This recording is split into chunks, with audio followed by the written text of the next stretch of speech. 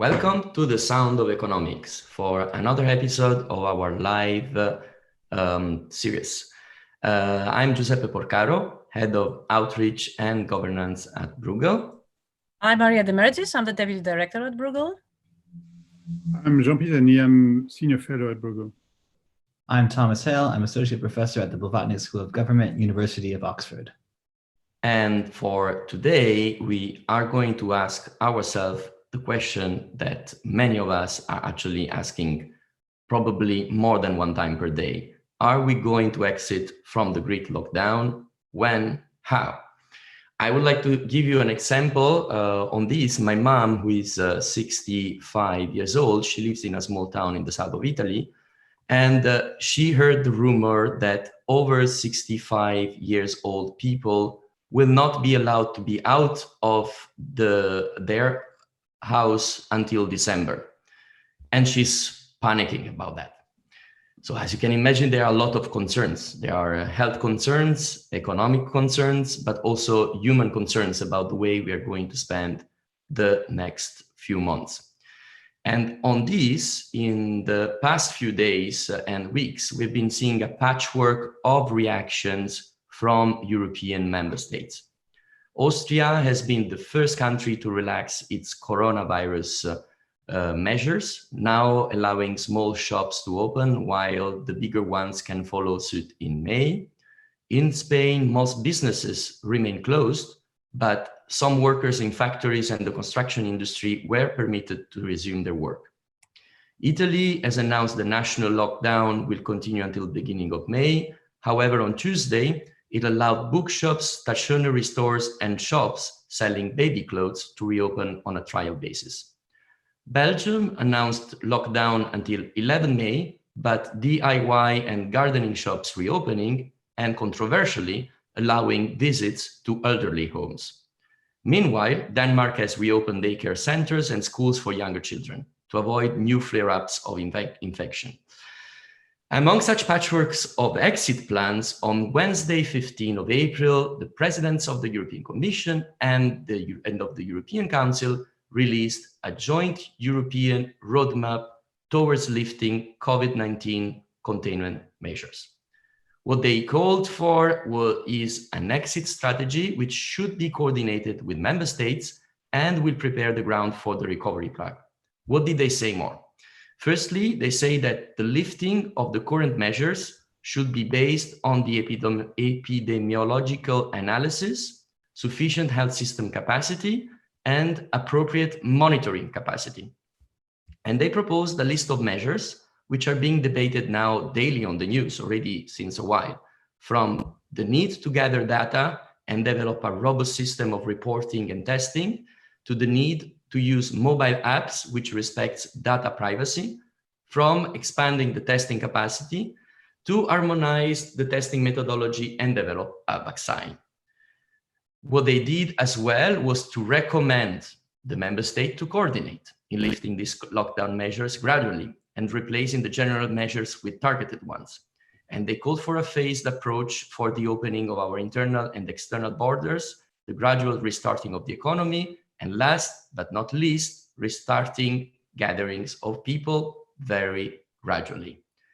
Now, my first questions to our guest today is, we've been seeing all these patchwork of reactions at national level. We've been seeing this joint roadmap by the presidents of the European Commission and the European Council.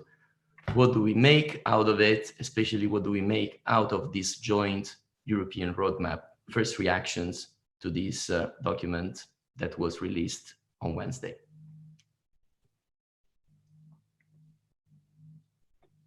Maybe I should start with a few thoughts on this. Thank you very much, Giuseppe.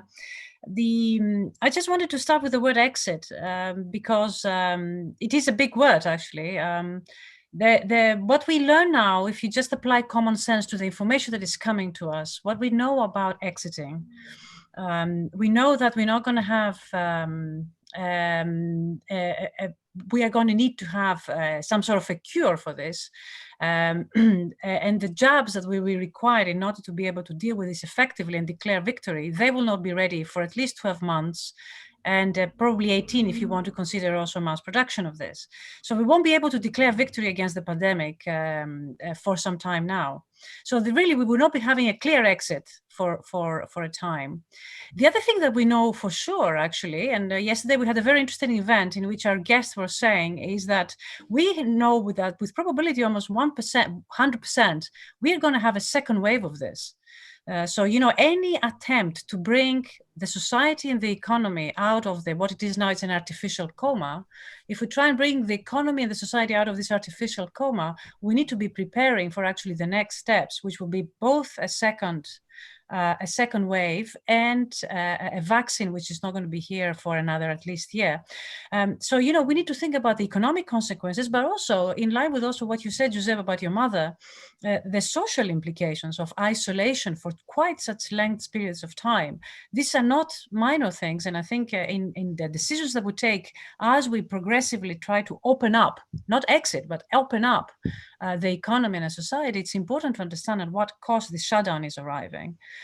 So yes, the attempts that the Commission has put forward and the joint statements that you described, in my view, make a very honest attempt to understand the information that we have now and to coordinate not so much the exit, because countries are in very different positions. So it's not that we're all going to do the same thing at the same time, but at least understand the steps that need to be taken at different stages in order to gradually contain the cost both on the economic and the social side. Jean. Yes, I think we should start from the recognition that the situation in the EU is extremely diverse. I'm taking the number of deaths per million inhabitants. It goes from 400 in Spain to 1 in Slovakia. So the dispersion is enormous, enormous. It's even actually larger in the US, between New York, 800 deaths per million inhabitants, and Wyoming, 0. And we're seeing in the US the great difficulty of coordinating policies. The dispute between the governors and the governor saying it's our job, the president saying I have full authority for it. So it's sort of inevitable that if you're facing such a diverse situation, the coordination is extremely difficult. It's a sort of a nightmare. And so you need clarity on what you want to achieve. I think it's good that the Commission and the Council put forward this document. It does not say much, in fact. I think what is key is to find out under what conditions are we going to start to accept reopening the borders. The borders are de facto closed. I mean, the euro is a different situations. De facto, they're nearly closed. We're speaking of an economy in which you had 500 million flights, passengers flying from one EU country to another per year. And we're speaking of a highly integrated economy. And the question is, what do we need to restore for really to sort of restart and return to a sort of normal life? And what are the conditions for any given country to accept to reopen the border with this or that neighbor, or the flights to this or that other country? And so this question of creating trust will be fundamental. And I think where the Commission could be useful is to sort of, defining steps that have to be taken. Requiring the full transparency, obviously, about the situation, so that you can gradually lift the obstacles and go back to a more normal situation, with the risk, as you said, that there will be ups and downs, that will be some stop and go in the national policies, because there is a risk of a second wave and a third wave. Before going a little bit more deep into what we can do and concretely should be done by the European level, and then trickle down to the others, because as you point out, Jean, the situation on the ground is very different from territory to territory, even within the same member state. So it's even more complex when we look at territoriality of the spread of the virus. Maybe Thomas can give us also his first first reaction to this joint roadmap of the Commission and the Council. Yeah, I think it's very important that the Commission put forward a roadmap. This is what citizens are looking for. We need to see a plan. We need strategic direction.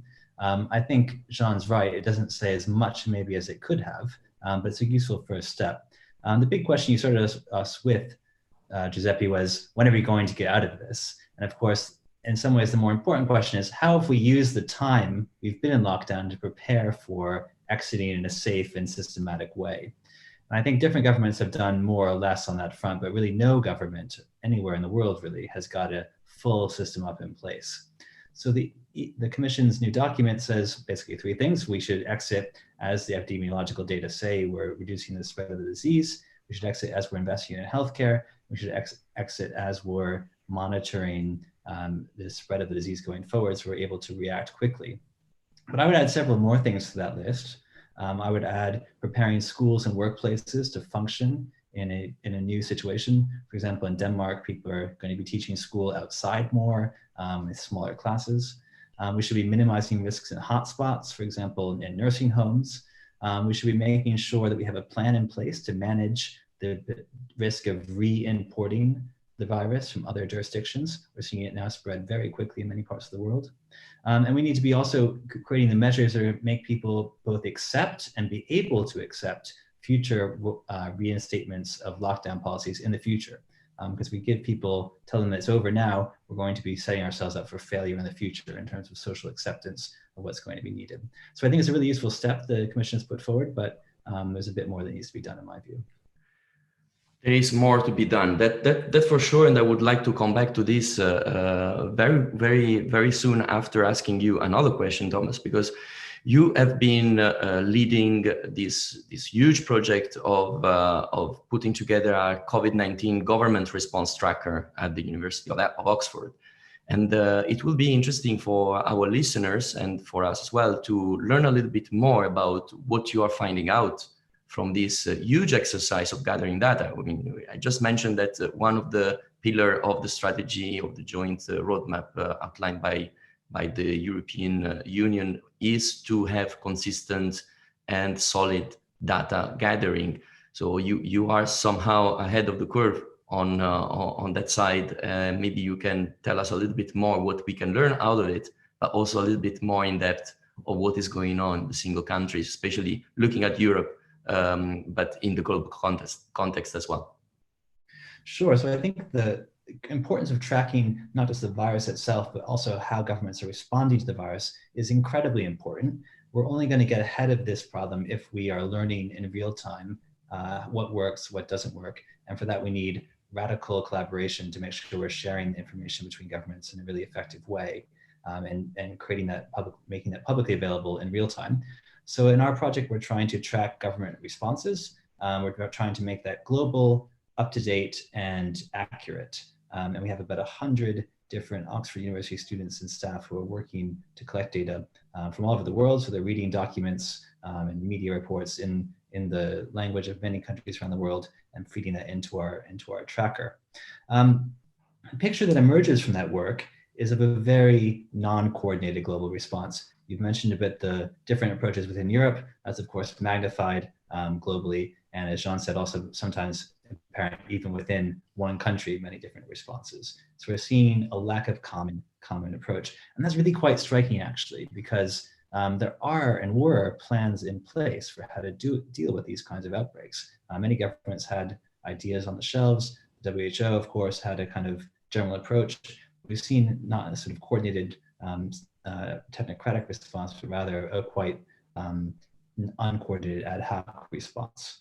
One interesting difference I've seen in Europe, for example, the data seem to show, is a lot quicker moves to higher levels of stringency in Eastern Europe as opposed to other parts of the continent. In part, that was because the virus came later to those parts of Europe. So they were seeing what was happening in Italy, seeing what was happening in France and Spain before the virus had spread as much in those countries. But an interesting divergence there. And that's just emblematic of the many divergences we see across the world.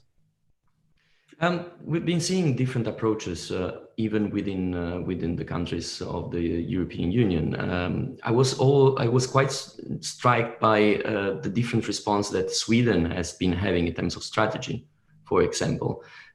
Maybe you can tell us a little bit more about that and what kind of effect has been having on the spreading of the pandemic, of the virus over there, and if there are some lessons that we can learn.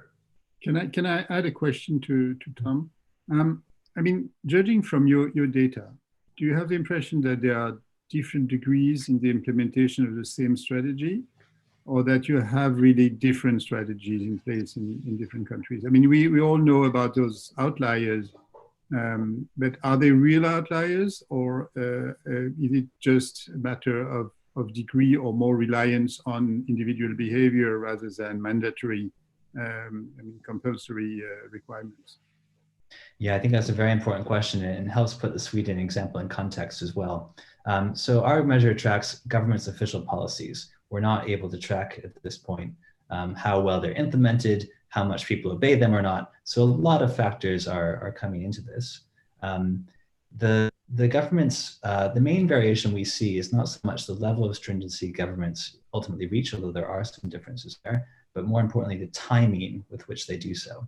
So as for example, South Korea and the United States are now more or less at the same level in our tracker. South Korea is actually slightly lower than the United States. However, South Korea was at a score of 50 on a scale of 0 to 100 at the time of its first death. The United States was at a score of 10 on a scale of 0 to 100 at the time of its first death. So that delay is a really big important part, I think, of what the difference in deaths in the United States and South Korea looks like now. Sweden is an outlier from the rest of Europe in the level of stringency it reached. It isn't so much an outlier at the time it started to act. It was quite soon in its action. So there's a kind of multiplier between how quickly you act and how stringently you act. If you act a bit later, maybe you need more stringency. If you act a bit sooner, maybe you need less. So the fact that we're not seeing a massive divergence between Sweden and neighboring countries in terms of the death rate, at least not yet, it's still, of course, very uncertain. It has been going up in recent days. Perhaps reflects that early action as opposed to stringent action. Maria, do you want to react to this? No, I mean, this is fascinating. It just goes to show that, I mean, timely decisions are perhaps the most important thing, more than actually what you do. I mean, to the extent that we cannot monitor how effective stringent rules have been, this point is even more important, right? Act quickly rather than later. I just wanted to pick on a couple of things that both Jean and Tom said. And, Jean talked about the conditions of opening, right? I mean, was like airplanes and airports, at what time, what kind of conditions do we need to see, or rather what kind of progress do we need to see before we allow planes to come? I mean, I would like to also think about the types of tools that we will need to put in place. And actually, Tom used a very nice kind of way of putting it when he said that we need to also prepare the citizens for the possibility that they will need to act differently for a long time. And there, I think a coordinated approach can really help in terms of providing those new tools. And what do I mean by that? I think that any attempt to go back to work, even if it is for selected groups, would require monitoring, would probably require selective quarantine. All of these things would require tools in order to be implemented, right? There is such a thing in the US being tested now, the selective immunization. I mean, do we have the right tools to do that? And then monitor it appropriately in order to sort of get to some conclusion. So I think that's a very nice way of saying that, look, the following 3-4 things will need to be developed. If you're talking about monitoring, we're probably going to need an app. Who is going to develop it? Is it a good app? Is it GDPR compatible? What does it say about the trust of citizens? Do citizens have the trust to do something like that? These types of things, I really think a coordinated approach, simply because it will give you scale more than anything else, is absolutely crucial. And I see a very important role there for the EU to help us think about the means that we're going to need in order to move into the next phase. Absolutely, Maria. I think that what strikes me in all this discussion, also the same discussion is happening at national level, and we've been mentioning also differences within states. In Italy, there are differences between regions because the health system is regionalized, for example. And in Germany, similar discussion because it's a federal state. What strikes me is that everyone says that we need to coordinate, but in the end of the day, I mean, it seems to me, if I might be a little bit provocative here, that the joint roadmap of the European Union seems to me like a wish list, but I cannot see at the moment the tools in order to allow this wish list to become a shopping list. You know, like from something that I'm writing to Santa Claus what I want for Christmas, to something that I can get under the Christmas tree. Speaking about the app, for example, or getting to what Jean has been saying, we are a common market, and when if we are a common market and we want to restart the common market, how do we do this if at the end of the day we are going to have parts of this common market who is going to restart earlier than others, and what kind of implications they have in terms of other sides of our common being together in terms of common economy, like for example competition policy and so on. You know, there is so many implications of what is going to happen in the next few months that I think it's a little bit on one hand there is the medical side, which we are not expert on, but there is also the part of, as Thomas is saying, how do we prepare for this next stage? And to me, it's still very vague. I don't know what you think about that. Can I say something? I think the first thing we would wish to have is much better information on the situation. I mean, we actually don't know. You know, the only vaguely comparable measure we have is the death rate. Cases don't mean anything because testing is the frequency of testing is very uneven. I mean, it's from 1 to 5 or 6. I mean, the frequency of testing. So the cases don't tell us anything. And second, we would need to have this sort of not harmonized, but sort of coherent information, and to see how the situation evolves over time. That would require ideally large-scale testing, random testing. But there are other ways. For example, a sort of large survey asking people about the symptoms, whether they have the symptoms, whether they had these symptoms, something of this sort, which would provide a proxy of the desirable information, would be helpful to find out how the situation evolves in the EU in general. And then, going back to what Tom was saying, I would wish us to have some coherent information on actual behavior, because perhaps the Swedes, they're doing by themselves exactly what in other countries, citizens are asked to do, and perhaps the Swedes are doing more. I had an interview with a Swedish journalist yesterday. She told me she's self-quarantined at home because it's her own decision. I mean, she was not mandated to stay at home, but she stayed at home. So, I mean, there are technologies to do that. I mean, in the US, for example, you have, based on telecom data, you have very detailed information at the level of the district about behavior of people, what the frequency of contact, etc. That's what we would need to have also, to know actually if there is a risk in the neighboring country that there's going to be a second outbreak because people are not cautious enough in their behavior. But that you need to measure this behavior, or perhaps Google Maps can help us to do that. But that's also something we would need. So information is the basis for trust. Without reliable, common, comparable information, there would be no trust. Thomas, since Jean is speaking about gathering information, and this is like your day-to-day work over there, maybe you can tell us a little bit more about those challenges that Jean was outlining. Yeah, it's exactly right. We need to think about how we can better measure actual behavior, and the mobility data we're getting from Google, from Apple, is a really interesting demonstration of what we can do with that. So for example, we tried to look a bit more in depth at that question in Brazil, which is one of the key countries here where government policy is very fragmented state by state, and very contested politically. And what we saw is an interesting difference between Brazil and the United Kingdom. So in the United Kingdom, we tracked the government's policies, people's behavior as measured through mobility data, and people's interest in coronavirus as measured through internet searches. What we see is that internet searches go up first, people get curious, then government behavior reacts, then finally people's actual mobility declines.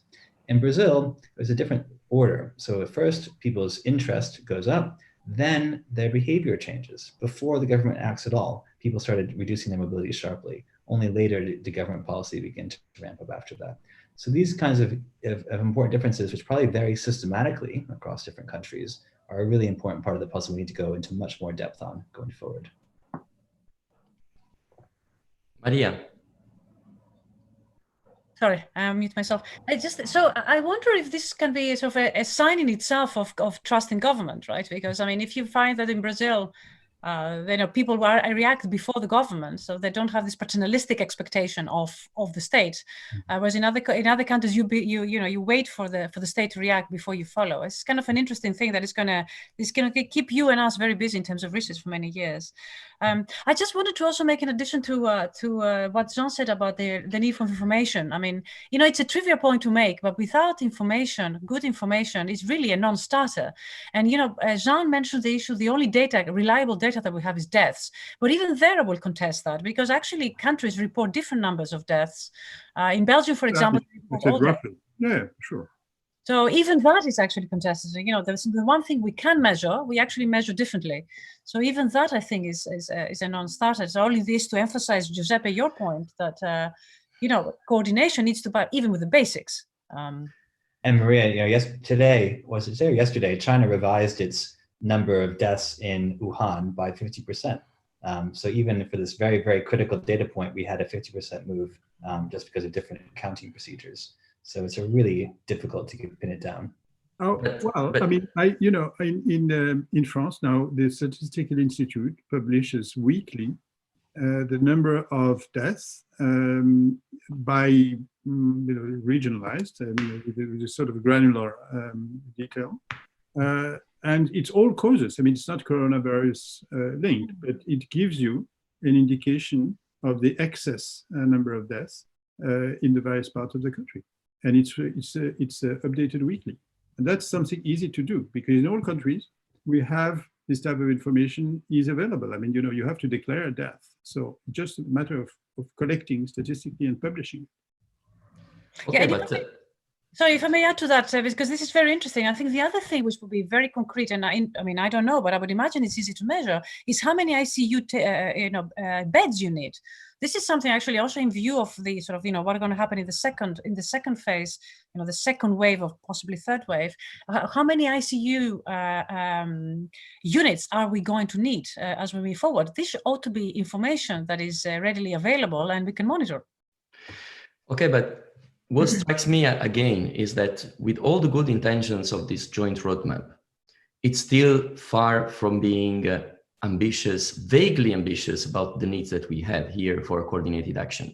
So we would need a centralized European register with an harmonized way of registering cases, testing methodologies, and eventually testing both for cases and immunity. We would need an harmonized approach towards the use of the apps, because if someone is using the app in a certain country and goes and travels to the other country either for work or either for doing business or even for tourism, which is one of the big discussion about some of the economies of our member states, is impossible if there is not a common system at the European Union level. So I wonder how is it, how we can exit this deadlock of coordination. Are we just going to play with the good intentions of each of the member states, and this is not going to be enough, as we are all agreeing in this conversation, or there is going to be the possibility, beside all the discussion that we are having in other podcasts, events, and pieces at Bruegel about the recovery plan, the need for a joint action when it comes to the economic side of the story, it's closely interlinked. I mean, what the European common action is going to be looked like in the next months. Otherwise, we can forget about reopening the borders. And this was the first point of Jean. So I look at Jean especially to hear a little bit what he thinks about that. I think we have to, I mean, they're different objectives, different levels. One, we just talked about it, is harmonized information. That doesn't limit the freedom of action of governments in any significant way. It's just a matter of gathering information, agreeing. It's basically, you know, statistics. Huh? I think we should be doing it much more. The second that you're discussing is harmonized policy. And sorry, Jean, if I interrupt you. Who should do it? You know, let's be concrete. Should it be Eurostat? I mean, Eurostat should certainly be more active. I mean, but Eurostat is not. I mean, surveys. You know, Eurostat has the experience of organizing a large-scale survey. I mean, when I'm speaking of large-scale sort of public opinion type surveys, asking people, rolling, samples just to ask people about what the situation, how they feel. I mean, there are many questions. Do you know people who have been affected, etc. Many indirect way of getting this information. This can be done. I mean, this is, this is usual stuff for statisticians. It can be done, and it can be done by Eurostat. In the same way that, we need to know much more about, but that's not health policy, public health policy. We need to know much more about the economic situation. So you can have harmonized surveys asking companies what the situation, how many people have been put on Kurzarbeit, this kind of thing. So, I mean, this is a no-brainer. I mean, the EU should be doing that, in full force. Now, harmonizing policy is much more difficult, because harmonizing policy, if you're speaking of tracing, you have different laws as regards privacy. You have different attitudes, different degree of trust in the government. It's going to be very difficult. I mean, more should be done, definitely, but not everything should be indexed on the ability to harmonize policy.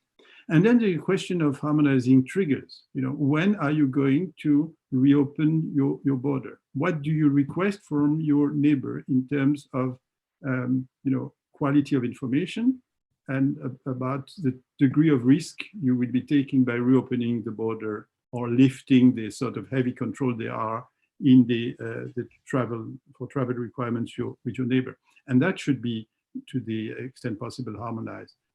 Again, that's not national policies. It's just, what is required in order for you to trust your neighboring country. No problem. Thomas, you want to add something? I was seeing you nodding. I'd agree with that. And I'd also say one of the tricky things I foresee coming is, so far, most of the challenges to the open borders within Europe have been places not wanting people from other places to come to them. Now we're going to have the challenge of governments having to lock down their own citizens to prevent them from traveling if there's a hotspot in a country. And so it's actually going to be the reverse problem, where the trust in common institutions will require self-restraint on behalf of countries that are having outbreaks to kind of prevent maybe a town, maybe a province, maybe a whole country from leaving. And that's really hard for governments to do. It's a total change in what they're kind of built to do, but probably will be an important part of some kind of common accord that's going to allow more the kind of trust that will enable borders to reopen.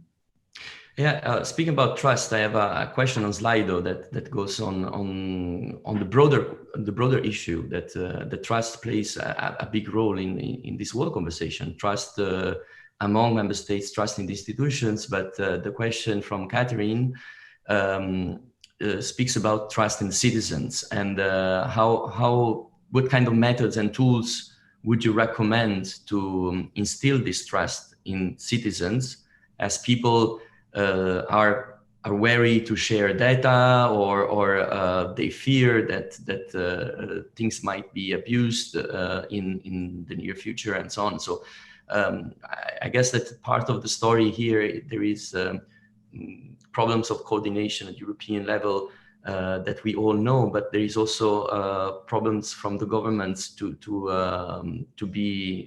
trying to engage with the citizens in a trustful manner in this phase. That's extremely delicate.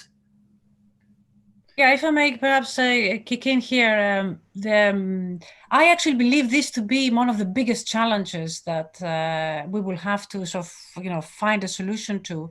It is the nature of the shock that it is, first of all, is global, it is prolonged, and it would require sort of, invasive measures, invasive in what we thought in our previous normal, you see. In the new normal, as we go forward, we are going to have to rethink how much we're going to settle with. And then I think, Giuseppe, you point to a very important difference here. We actually prevents coordination in some ways, and that is not everybody trusts their own government the same way. In the countries, I think that in the countries where trust in the government is much higher, this conversation will move a lot forward, a lot faster. And if it moves faster, then the control of the pandemic is also going to be easy, because, these technical solutions can actually help. In countries where the trust is not automatic, is lagging, it will be a lot more difficult to try and instill in the psyche of the people that from now on we need to monitor you. And a lot of it is actually, from what I understand, a lot of it is voluntary. So you're going to rely on the citizens' voluntary behavior there to try and reach the results of monitoring. So yeah, I think that's going to be an important difference. We will see some cultures moving a lot faster in this, but in our cultures, and there are differences within countries in Europe, this is not going to be, in my view, an easy one to overcome. It will probably, I know Jean believes that we're going to have to compromise here, and Jean, you can share these views. I don't know how ready we are to go down this direction, but this discussion would have to be had sooner rather than later. Yeah, and I think it's already sort of playing out before our eyes, and there are some good reasons for citizens to doubt government's intentions. Political leaders around the world and even in Europe are using the crisis as an opportunity to advance various goals that citizens may disagree with. We've seen emergency powers flowing into certain governments that we know governments will find it difficult to give back after the crisis passes. And so there is a real need for trust, but also some real limitations on that in many places. One positive note that I think we do see emerging at the same time, though, is a lot more community level trust emerging in lots of places that maybe people didn't expect it. We see that at a very local level across the world, with different neighbors kind of banding together in different ways to find real solutions. For a world that's seen levels of trust in institutions declining, over the last 30 or 40 years, that's a really positive development, I think, and hopefully that'll be something to build on going forward. So if we may go towards the last part of our conversation, I mean, we mentioned already a couple of concrete things that could be done at the European level. I would like to focus a little bit more about what we can make out of this joint roadmap, and perhaps to be a little bit concrete. I mean, as Jean said, there are certain things that are no-brainer, like the Eurostat thing. I think this was a very concrete and simple proposal that can be put forward in a very operational manner, because I think that here we need an operational discussion. Maybe if you may want to think a little bit out of the box within the frame of this roadmap, what can be done quite simply and within the set of the structures and the tools that we have at the European level, because we have structures and tools. I mean, I think that those can be used to the extent that can be used if there is a willingness to do so. Well, if I may add, I think just one suggestion. I think what the first thing that needs to be done, after the emergency of the health, that's of course always the priority, and monitoring that is a priority. Then I would like to see, certainly at the European level, some sort of a coordinated information campaign on what conditions need to be in place to move to the next step. And I think while countries are in very different steps, as I said, they will not always, as we discussed this, the countries are in very diverse positions. But for them to be able to move in the next step, what kind of conditions would qualify to sort of declare the next phase? And I think that you can have pool resources, and there I would see a role for the Commission there in terms of trying to inform the public and countries in themselves open up your borders or allow flights when the following three things are in place? Jean, do you have some? Yeah, that's thoughts on this? what I meant by harmonizing the triggers. Yeah. You know, I mean, it shouldn't be left to the very uncoordinated decision of each and every country. I mean, we will have a patchwork of bilateral arrangements or lack of arrangements. I mean, there needs to be at least some, you know, benchmarks that are common. And I mean, public health is national responsibility. So in the end, it's going to be the country that decides. But it's, you know, if there are agreed benchmarks, that will help a lot. And let me say something that's related to that. I mean, why do we want to reopen the border? I mean, it's just not because we are sort of convinced Europeans. It's because there's a number of things we cannot really do if the situation remains extremely uneven. I mean, you know, people in Munich, they're telling me that BMW cannot restart production if the subcontractors in Lombardy are not able to restart production. And we have many examples of this sort, because we were working on the basis of an integrated economy, again, as indicated by the numbers. You know, take road traffic, haulage, take passengers, etc. It just indicates, I mean, the degree to which this integration is sort of part of the day-to-day economic and social fabric. So if it's interrupted, this will have major consequences for everyone. I mean, we're speaking of something that's a general equilibrium, as we economists tend to say. So you can be constrained by from an economic standpoint, you can be constrained by your suppliers, you can be constrained by the downstream markets, by your clients. You can be constrained by the fact that you know, some service providers are just not able to come and to deliver the service, etc. So it's a, you know, it's a very sophisticated system that can be blocked in very many different ways. So we do all share a common interest in ensuring that, you know, whatever needs to remain blocked for good public health reasons has to remain blocked. But what can restart should be able to restart without being blocked by inconsistency. No, absolutely. This is the key point, and this is also the key of being together in the European Union. It boils down to this. I mean, if you start to split the whole chain of connections that there are, and those are on all kind of levels. I mean, as you say, it's not just people that needs to move. There is a whole set of different networks that needs to continue to work in order to keep the economy of each of the member states continue going. Not only the common things, but also the things that, as you say, the things that happens locally, or the factory in a certain place of Italy, which is subcontracting to another place in Germany, and vice versa. I mean, we could go on in this kind of things.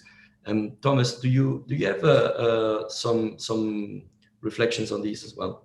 Yeah, just two things to add. One, there's real added value to cooperation on some of the very basic stuff around equipment, medical equipment, ventilators, protective gear, and also medical staff. We saw that emerge in an ad hoc way over the last month as the virus spread around Europe. There was some press debates about whether European countries were doing enough to help other European countries. Now that we are moving to the next phase, what about some kind of pan-European agreement for surging medical equipment, surging medical supplies to places that need it as they need it? If that agreement could be there in advance, it would build a lot of trust, I think, and really show the value of coordination and the value of European institutions in providing a solution that no national government can achieve on its own. So that's one thing. Secondly, I think Europe also needs to think about its position in the world in this crisis. We're seeing a real breakdown of multilateralism in response to this crisis. We're not seeing global institutions delivering on their promise, in part because countries are following a very competitive strategy. We see that especially with the United States at the moment, but also in China, also in other places. This is a crisis that we really need global cooperation on. And the EU, as a multilateral institution, as the world's largest market, has to be a global player that's pushing for that and helping build that kind of global response, because it's not something that can be solved purely at the European level. So I'd love to see the European community come together to really step up in our global response as well, especially over the next few months as the virus spreads rapidly through developing countries. Absolutely, we haven't touched so much the global issue. Jean, if you want to add something on that. Yeah, I'd like to add something on that, because I think I'd like to make the connection between the internal and the external part. I mean, many countries face a sort of absolute shortage of ventilators and medical equipment. I mean, they're in an absolutely dramatic situation, nothing to do with what we're facing. And actually, within the EU, there is no shortage of ventilators. We have plenty of them, you know, they're just, they're not moved, right? So when Italy was facing this acute problem, when Spain was facing this problem, there was not, you know, the ventilators that were idle in some other countries were not moved to Lombardy and to Madrid region to help them cope with the situation. So at EU level, I mean, if you look at the data in terms of the cases, mortality, hospitalization, etc., there is no, at present, there is no shortage of equipment. Not easy always to move equipment, etc., but we should realize that, you know, our situation is not as acute as we tend to think, and that the situation in some of the neighboring countries is much more serious. Then, you know, what happens in these countries matters for us also. It's not just a matter of solidarity, it's a matter of self-interest. You know, I mean, the spreading of the disease in Eastern Europe, in North Africa, that's going to matter for us considerably. So, you know, our attitude has been inward-looking in both dimensions, inward-looking at national level, but inward-looking EU as opposed to the relationship with the rest of the world and the neighboring countries. Yeah. Yeah, and those will be the questions that will be with us in the next months, as you say, Jean. I mean, it's not going to go away as the question about second wave and possibly intermittent lockdown measures or like targeted quarantine measures will be in place. The question about what is going to happen in the rest of the world, especially in our neighbors, this is something that we hear very not enough, or like very little in both the political discussion. I mean, we've been hearing about the G20 taking the decision about the debt moratorium in the past few days. But as well, this is obviously because it's so people are so concerned about their immediate, even just their household at the moment. Even in the news or the flow of information, it seems to be very inward looking, as you see, while the pandemic is something that by definition it's of a global nature. So this is going to continue to be with us.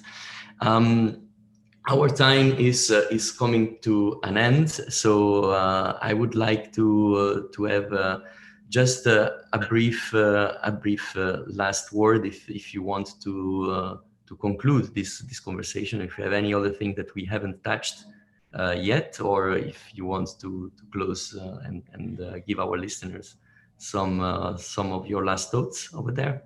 Yeah, if I may, my last thought would be, you know, for a part, I think it's natural that the instinctive reaction to such a shock is inward looking, is to sort of, you know, go look in and react to protect yourself, your close and your loved ones.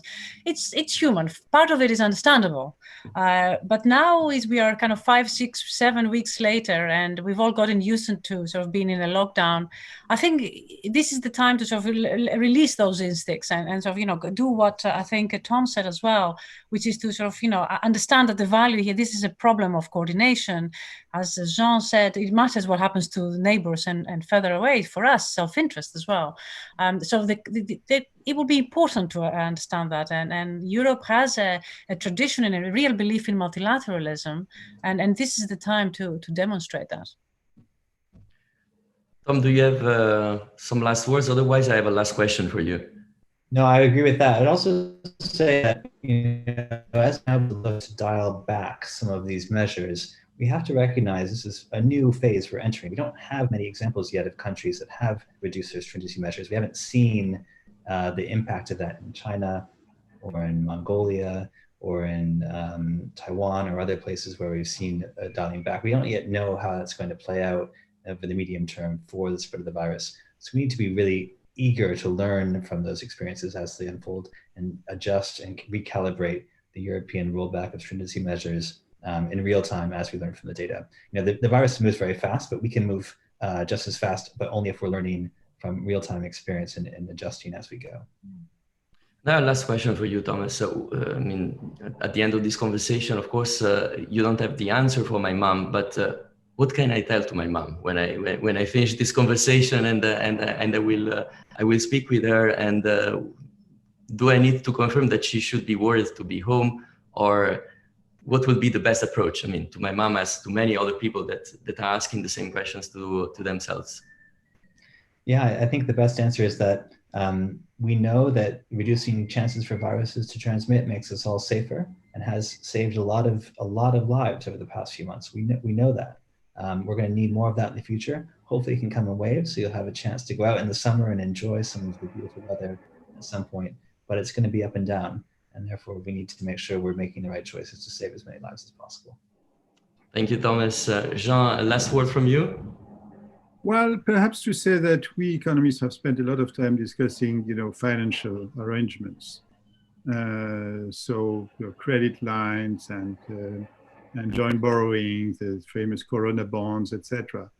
And there we're discussing, issues of solidarity, issues of trust, issues of responsibility, individual responsibility of the member states.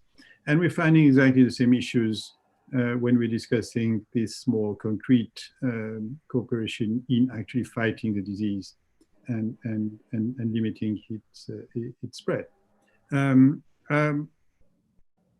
Two things. I mean, first, it's important that really we're not too much obsessed by the financial arrangements, that, the on the ground, what happens in the actual public health policy is of major importance. And second, the fundamental problems we're facing, trust, solidarity, etc., are in fact very much the same. So, if we're able to move on one front, we're likely to be able to move on the other front too, and vice versa. And I think that on this note, we can thank all of you for this discussion that was very rich and very useful. And thanks to all our listeners that have been tuning in on the live session, and the listeners that will listen to our usual podcast channels and platforms. And I would like to remind everyone that you can find all the blogs and publications and more on this discussion that we are having today, but also the overall COVID-19 emergency and its impact on the economy and on the policy side on our website, www.bruegel.org. So thank you very much. Until next time.